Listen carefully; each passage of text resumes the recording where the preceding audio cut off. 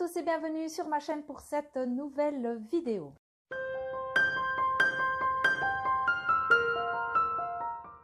J'espère que vous allez tous très bien et j'ai le plaisir de vous retrouver aujourd'hui afin de vous présenter ma pioche à lire du mois de mars.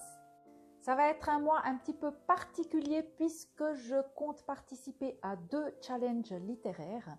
Le premier, bien évidemment, c'est le mars au féminin et le deuxième, c'est un challenge que j'ai créé déjà il y a quelques années et que j'ai décidé de reconduire pour une édition 2025 qui est le mars à 5000. En ce qui concerne le mars à 5000, les règles, si vous voulez participer, sont extrêmement simples, c'est-à-dire que le but, évidemment, c'est de lire ou de tenter de lire 5000 pages durant le mois de mars. Tout support et genre littéraire confondus, c'est-à-dire que vous pouvez lire de la BD, du manga, des romans, des essais, vraiment ce qui vous fera le plus plaisir. Je vais vous mettre en barre d'infos les 2 hashtags pour le mars à 5000. Il y a un hashtag pour la présentation de vos piles à lire et un hashtag pour le suivi de vos lectures, vos avis, etc. N'oubliez pas de me mentionner, par exemple sur Instagram ou sur TikTok, si vous êtes sur TikTok, ou même ici sur YouTube, de me mentionner afin que je puisse voir qu'est-ce que vous avez lu ou ce que vous comptez lire ou lire vos chroniques et éventuellement partager vos posts. Ceci dit, on va commencer tout de suite la présentation de cette pioche à lire. Comme d'habitude, j'ai mis beaucoup plus de livres que je ne vais réussir à lire, mais moi j'aime bien faire ça comme ça parce que je me laisse ainsi des possibilités d'aller vers tel ou tel roman ou un essai ou voilà, avoir vraiment un choix et ne pas me cloisonner dans tant de lectures comme ça. Voilà, j'ai un petit panel pour lire durant le mois de mars. Je commence par la catégorie théâtre avec un ouvrage de Yasmina Reza qui s'intitule tout simplement Théâtre, qui est un recueil en fait de pièces de théâtre de Yasmina Reza. Et puis je ne sais pas si c'est un intégral, mais je ne crois pas. Je me renseignerai un petit peu mieux lorsque je vous en reparlerai en bilan ou en update de lecture. J'ai ici donc dans une version le livre de poche. J'avais déjà lu une pièce qui s'appelait Art, que j'avais beaucoup aimé. C'était un théâtre assez simple, très abordable. Donc si vous avez envie de vous lancer un petit peu dans ce genre littéraire, eh ben, je vous le recommande. Dans la catégorie poésie, je me suis prévu 3 ouvrages. Le premier est dans ma palle depuis pas très longtemps. Ça s'appelle La chambre sans mur de Morgane Hortan, qui est une poétesse contemporaine que je ne connais pas du tout. Je ne sais même pas si elle a écrit d'autres choses. Là aussi, je me renseignerai lorsque je vous en parlerai en update ou en bilan si elle a écrit d'autres choses. Et voilà, c'est un court ouvrage très aéré, ça a l'air très agréable à lire. Les poèmes sont assez courts, donc voilà, découverte totale en ce qui me concerne. Ensuite, L'aurore en fuite de Marceline Desbordes-Valmore. On est avec une poétesse du XVIIIe siècle. J'ai ici donc un recueil d'elle avec voilà, des poèmes. J'avais feuilleté, je sais plus, c'était en librairie à l'époque, j'avais feuilleté justement un ouvrage d'elle, mais je suis pas sûre que c'était celui-là et j'avais bien aimé ce que j'avais découvert. Et pour finir, j'avais craqué et je m'étais procuré donc ce recueil de poèmes. Le troisième, c'est un ouvrage de Anaïs Nin qui s'appelle La maison de l'inceste.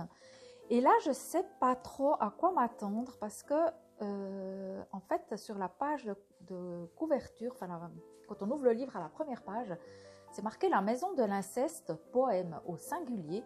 Donc, est-ce que c'est un long poème en prose? Là aussi, ben voilà, je n'en ai aucune idée. Je vous clarifierai tout ça lorsque je l'aurai lu. Petite philosophie des oiseaux de Philippe J. Dubois et Élise Rousseau. Je me suis permise de le glisser dans cette palle du mars au féminin vu qu'il y a Élise Rousseau qui a contribué à cet ouvrage. On va être donc dans de la philosophie. Je ne sais plus ce que dit le 4e de couverture. Ça fait pas longtemps que je l'ai. Je crois qu'il était dans mon dernier book haul. Je vous laisserai aller voir si ça vous intéresse. Il y a juste une petite phrase accroche au dos que je vais vous lire. Ça dit « On a souvent besoin d'un plus petit que soi ». Dans la catégorie biographie, autobiographie, journaux, je me suis prévu le journal d'Anne Frank. Je ne vais pas vous en parler plus que ça. Tout le monde a entendu parler du journal d'Anne Frank. Il fait partie de ces livres que j'ai envie de lire en 2025, de ma liste voilà, de priorités. Et je me suis aussi prévu, moi, Tituba sorcière de Maryse Condé, qui a reçu le prix Nobel alternatif de littérature en 2018. Et on va être ici avec, je vous lis le 4e de couverture, fille de l'esclave Abena violée par un marin anglais à bord d'un vaisseau négrier. Tituba, née à la Barbade, est initiée au pouvoir surnaturel par Man Yaya, guérisseuse et faiseuse de sorts. Son mariage avec John Indien l'entraîne à Boston, puis au village de Salem au service du pasteur Paris. C'est dans l'atmosphère hystérique de cette petite communauté puritaine qu'a lieu le célèbre procès des sorcières de Salem en 1692. Tituba est arrêtée, oubliée dans sa prison jusqu'à l'amnistie générale qui survient 2 ans plus tard. Là s'arrête l'histoire. Maryse Condé la réhabilite, l'arrache à cet oubli auquel elle avait été condamnée et pour finir la ramène à son pays natal, la Barbade, au temps des nègres marrons et des premières révoltes d'esclaves. C'est un ouvrage duquel on a beaucoup entendu parler également, en bien. Il a eu des chroniques dithyrambiques, donc c'est un des livres que j'ai le plus envie de découvrir durant ce mois. J'ai aussi ici prévu 2 ouvrages que j'ai dans ma pile à lire depuis un certain temps et on va être dans de la littérature médiévale. Le premier, c'est les Laïs, je ne sais pas comment est-ce qu'on dit, de Marie de France. Je l'ai là dans une édition de Le Livre de Poche classique et ça dit « La poétesse connue sous le nom de Marie de France est vers la fin du XIIe siècle le premier grand auteur féminin de la littérature française. Ces lays sont des récits d'aventure et d'amour dont la matière est tirée du folklore et des mythes bretons. Ce sont des contes de fées. Un chevalier se transforme en loup-garou, un autre en oiseau pour voler jusqu'à celle qu'il aime, un autre rencontre une biche qui parle, un autre encore devient l'amant d'une fée. Ce sont aussi des contes poétiques à la simplicité mystérieuse et envoûtante qui disent la force et la mélancolie de l'amour. » Voilà, c'est un texte que je suis très curieuse de découvrir. En fait, c'est comme des petites nouvelles. Il n'est pas très long, il fait même pas 200 pages. Et pour le deuxième, il s'agit de La Cité des Dames de Christine de Pisan. Née à Venise en 1364, fille de l'astrologue de Charles V, poétesse, historienne, moraliste, Christine de Pisan serait le premier auteur de la littérature française. La Cité des Dames couronne son œuvre féministe.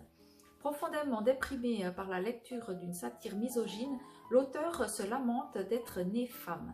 Apparaissent alors pour la consoler 3 envoyés de Dieu, raison, droiture et justice. Avec le raid, Christine de Pisan construit une cité imprenable où les femmes seront à l'abri des calomnies. Les pierres de ce bel édifice seront les femmes du passé, guerrières, artistes et servantes, amoureuses et saintes. L'argumentation surprend par sa modernité.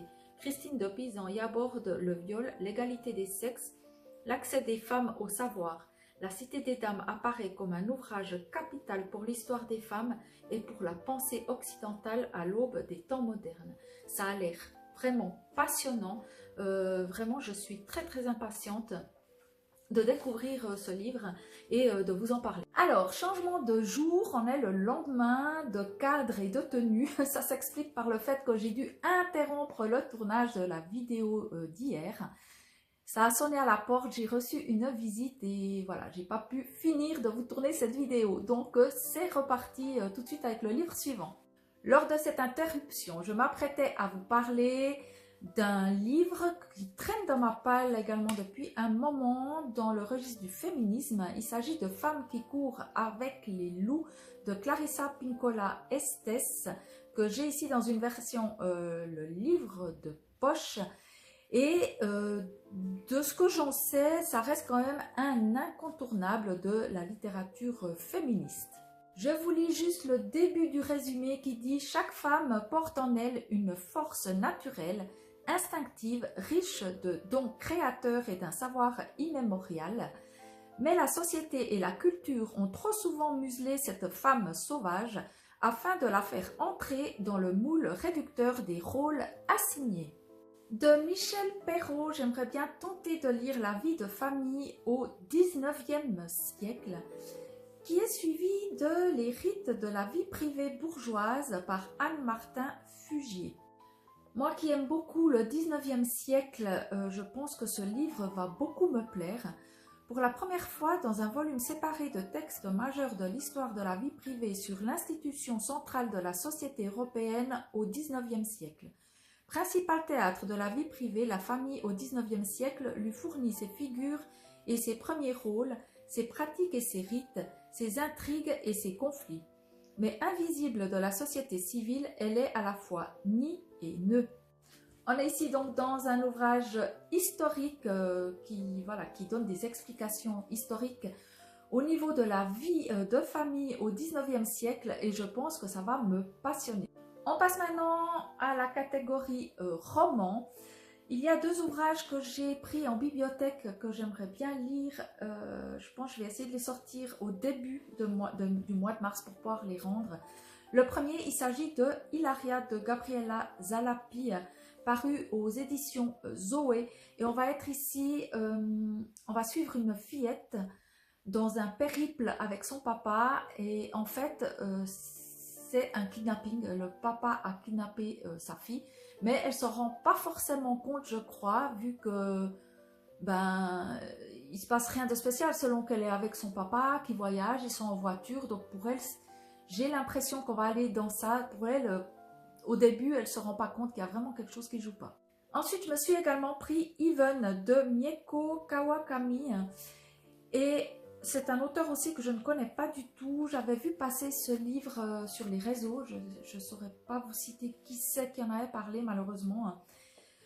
Et ici, on va être avec deux opprimés, deux adolescents, l'un brimé pour un défaut physique, l'autre pour son apparence volontairement négligée, qui subissent la violence des élèves du collège. Ça, c'est le début du 4e de couverture.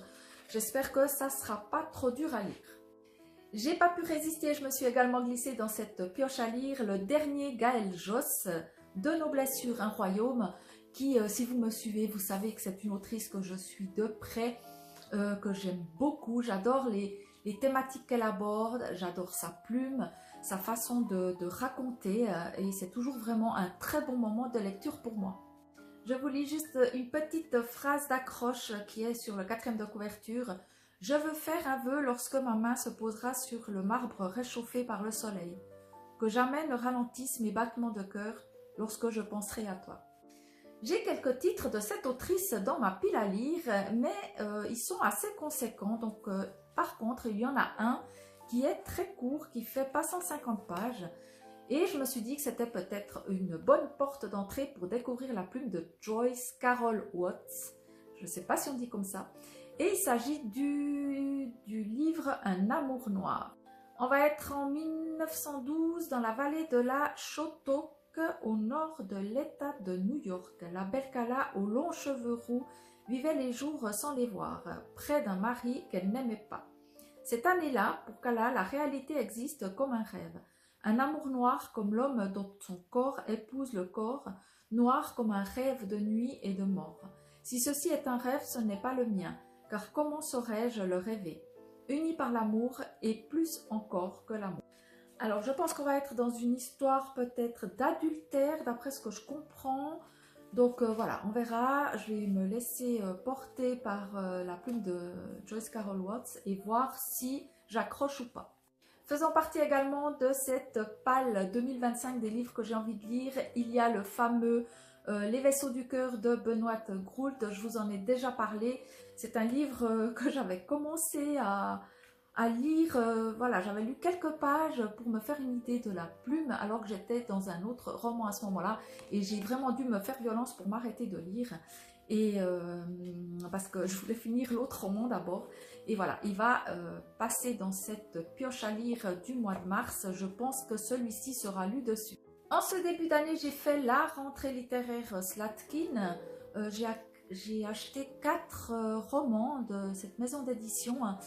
Et sur ces 4 romans, il y avait 2 femmes, 2 autrices et 2 auteurs. Et donc, je vais tâcher de sortir les 2 autrices de ma palle durant ce mois de mars. La première, c'est Lena Fullman avec Le Printemps, peut-être. Je ne sais plus exactement de quoi ça parle. On verra bien. Et le deuxième, c'est Renard de Pauline Desnuel avec cette magnifique couverture. Et Renard, on va être, je ne sais plus non plus, avec un couple, Ava et Hazan, qui se sont aimés de longs mois dans une fièvre sensuelle et une connivence simple, profonde. Toutefois, Hazan a toujours maintenu une distance résistant à l'engagement. Voilà, ça c'est le début du résumé. À voir, ils sont assez courts, donc normalement ça devrait le faire.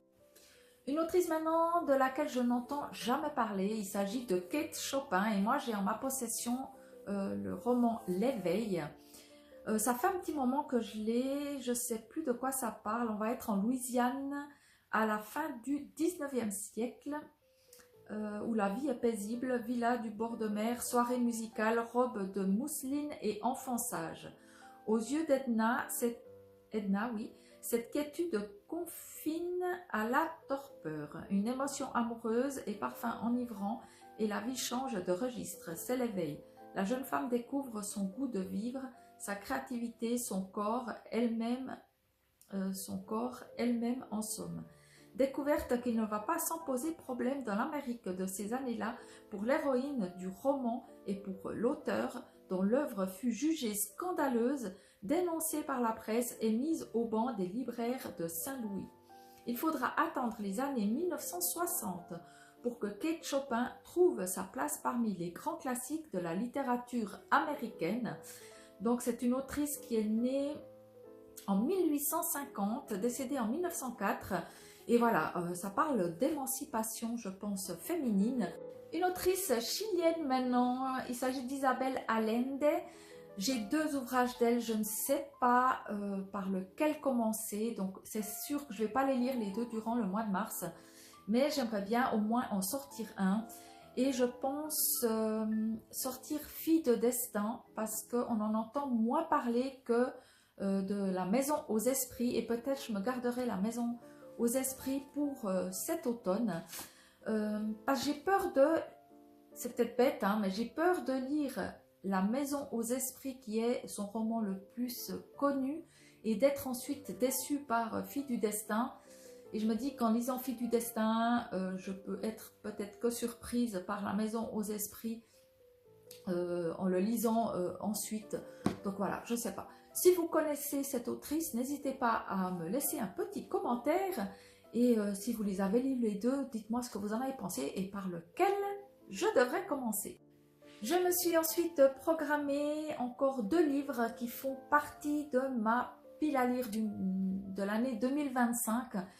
Ils font partie de la catégorie pavé, je crois. Le premier, c'est Jane Eyre de Charlotte Brontë, qui m'intrigue beaucoup. J'ai jamais lu aucun ouvrage des sœurs Brontë. Et voilà, Jane Eyre a bonne presse. Il paraît que c'est vraiment cool. Donc, j'ai très envie de le découvrir. Et ensuite, je me suis glissée L'Art de perdre de Alice Zeniter, qui a très bonne presse également, où on va être avec une histoire familiale aux origines algériennes. Et je m'en souviens pas beaucoup plus que ça. Ça va être, je crois, une quête d'identité familiale. Donc voilà. Dites-moi également si vous le connaissez, L'Art de perdre, et si vous avez aimé. J'espère que vous avez passé un bon moment en ma compagnie. Cette vidéo touche à sa fin. J'espère que peut-être cela vous aura donné des idées lecture. Et en attendant de vous retrouver ici ou ailleurs, je vous souhaite de belles lectures. Prenez soin de vous et à très vite. Salut!